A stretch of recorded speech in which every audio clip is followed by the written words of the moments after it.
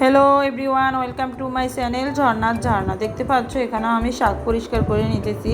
এটা আমার একটা ফেভারিট শাক। আজকে এটা আমি তোমাদের সাথে শেয়ার করব কিভাবে এটা আমি রান্না করি। দেখতে পাচ্ছ এখানে আলু কেটে নিয়েছি। আলুটা আমি শাকের সাথে দিব, আর শাকের সাথে আলু না দিলে কেন জানি আমার ভালো লাগে না। আমি আমার মতো করে যেভাবে রান্না করি তোমাদের সাথে সেটাই শেয়ার করব। দিয়ে দিব মাছ, তাই মাছটা পরিষ্কার করে নিতেছি। বাসায় কিন্তু মাছের মাথা নেই, এ কারণে মাছের মাথাটা দিতে পারতেছি না। চুলায় আগে থেকে পাইপেন বসিয়ে দিলাম। এখন দিয়ে দিলাম তেল। তেলের ভিতরে দিয়ে দিব পেঁয়াজ কুচি, দিয়ে দিব রসুন বাটা পরিমাণ মতো, দিয়ে দিলাম রসুন বাটা পরিমাণ মতো। রসুন আর পেঁয়াজটাকে একটু তেলের উপরে নেড়ে চেড়ে নিব।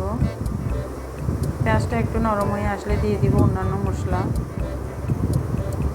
দেখতে পাচ্ছ পেঁয়াজটা একটু নরম হয়ে আসতে, এখন দিয়ে দিতেছি আস্তে আস্তে অন্যান্য মশলাগুলা। পরিমাণ মতো হলুদ দিয়ে দিলাম, দিয়ে দিব পরিমাণ মতো মরিচের গুঁড়ো, দিয়ে দিব পরিমাণ মতো লবণ।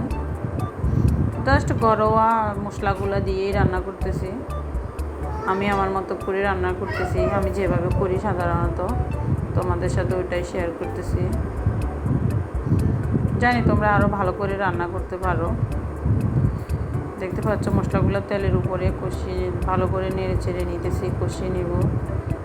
আগুনটা একটু কমিয়ে দেব, যেহেতু পানি দিই নাই, মশলাগুলো না হলে পোড়া যাবে, তখন ফ্লেভারটা ভালো আসবে না। এভাবে একটু নেড়ে চেড়ে নিলে সবজির টেস্ট অনেক ভালো আসে। দেখতে পাচ্ছ মাছ দিয়ে দিলাম। এখন মাছটা এখানে নেড়ে চেড়ে দেব।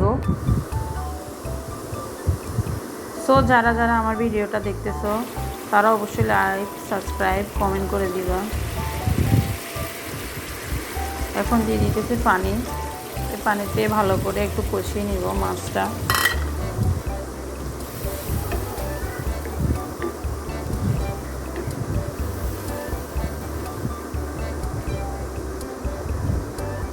ভালো করে নেড়ে চেড়ে দিলাম। এখন এটা কষিয়ে নেব ভালো করে। কষানো হয়ে গেছে, এখন দিয়ে দিব আলু। আলুটাকে ভালো করে নেড়ে চেড়ে দিব। ভালো করে নেড়ে চেড়ে দেওয়ার পরে, মিক্স করে দেওয়ার পরে ঢাকনা দিয়ে একটু ভালো করে কষিয়ে নেব। কষানো হয়ে গেছে দেখতে পাচ্ছ। এখন দিয়ে দিব শাক।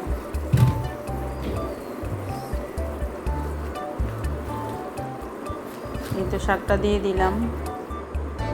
এখন ঢাকনা দিয়ে দেব। দেখো ঢাকনা খোলার পরে শাকগুলো একদম চুপসে গেছে, অল্প একটু শাক হয়ে গেছে দেখতে পাচ্ছ। এখন এটাকে ভালো করে মিক্স করে দেব আলুর সাথে। এই তো দেখতে পাচ্ছ মিক্স করে দিতেছি। আবারও একটু ঢাকনা দিয়ে কষিয়ে নেব।